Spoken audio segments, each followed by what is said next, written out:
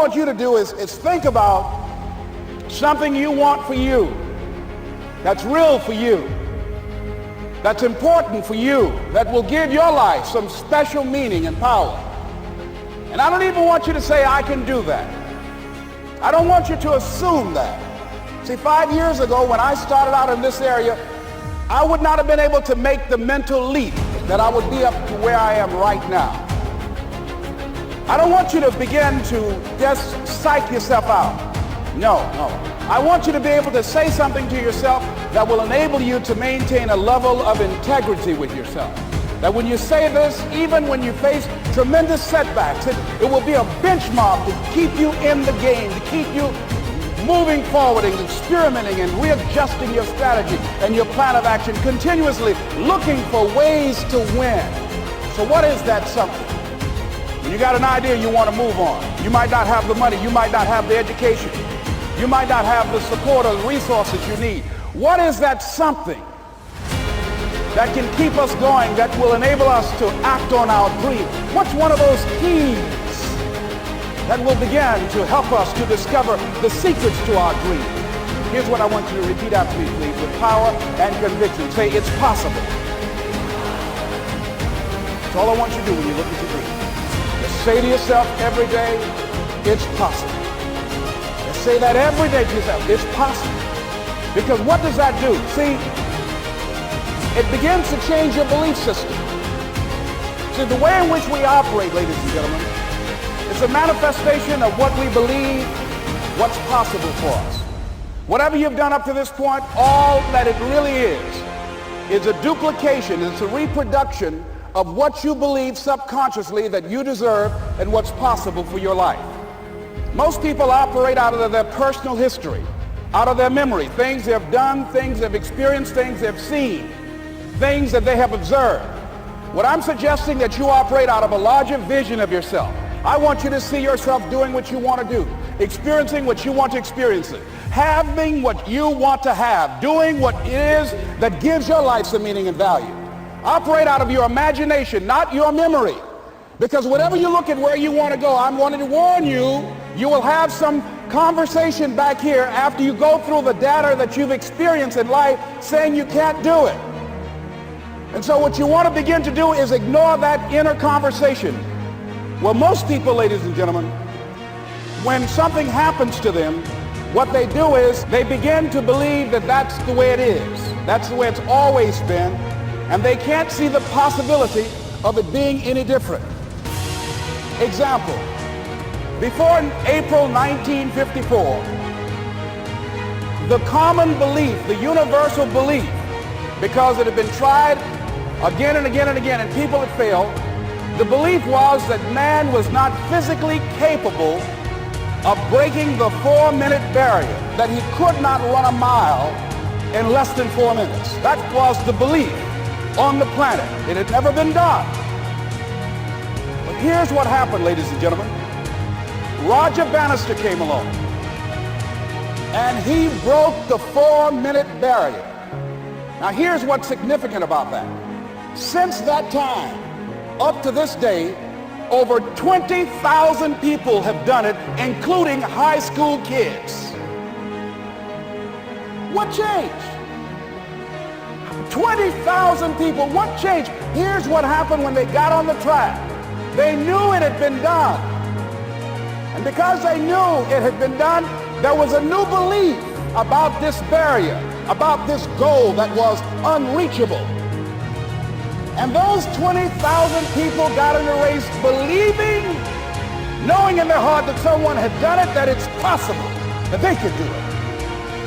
And I'm saying that if you know anybody that had some goal, some dream, something they wanted to do, and they did it, then I'm saying that you know in your heart that if someone has done it, then you can do it. It's possible. And that if someone can make their dream become a reality, that it's possible that you can make your dream become reality. And so as you begin to look at where you want to go, beginning to embrace that, it's possible. I'm blessed and highly favored. I've got a lot going for me. I got some good stuff in me. And it's possible that I can bring my greatness out here in the universe. that I can do what I want to do. It's possible I can write my own book. I can have my own business. I can take the trip and travel around the world. It's possible. I can bounce back from adversity and reinvent my life. It's possible. Regardless of where I am, the things can get better for me. It's possible.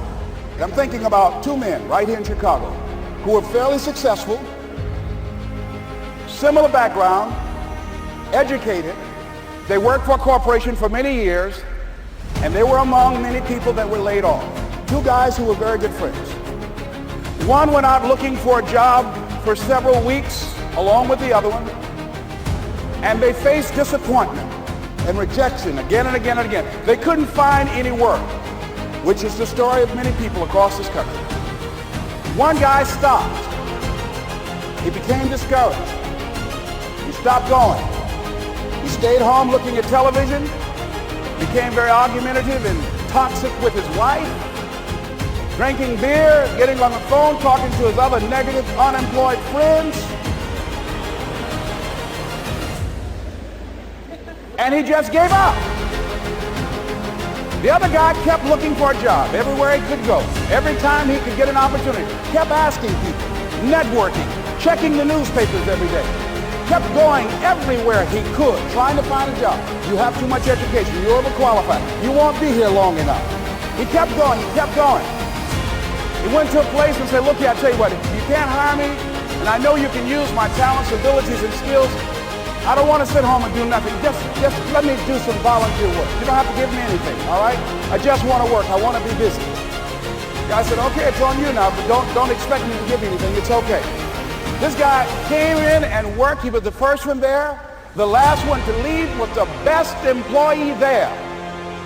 About 4 weeks later, one of the top managers quit. They were looking for a replacement. Guess who they selected? This other guy. This guy who was volunteering his time. He got the job. What was the difference between the two men? Eyesight and mindsight. Eyesight is judging on what you see, judging according to appearances. But mindsight is how you interpret what you see. One guy said, it's not possible, it's over, I'm finished. I can't do it. I can't make it. He surrendered. I've faced rejection again and again. I'm not going anymore. There are no jobs out there. But this other guy, he felt that in spite of the no's and rejections, in spite of how bad the economy is, in spite of what the newspapers are saying, that it's possible that somebody somewhere will give me a job. He just kept going, thinking it was possible. And guess what, ladies and gentlemen? That's what we have to do with our dreams. Because things happen to you in life that you can never, ever anticipate. And many times when those things happen, you want to give up. I remember when I was in broadcasting, when I was a disc jockey, I became very controversial, not only being a disc jockey, but I felt that radio was something that you not only entertain people with, but you also empower them, you educate them. And I got fired. I didn't just leave, they fired me. That was a shock. I said, wait a minute. They took my microphone. I thought that was who I was. No, ladies and gentlemen, it wasn't. I had to do something else. And I didn't know what else I could do. See, here's what I'm looking at. What are the uses for your life right now that you haven't even reached for yet?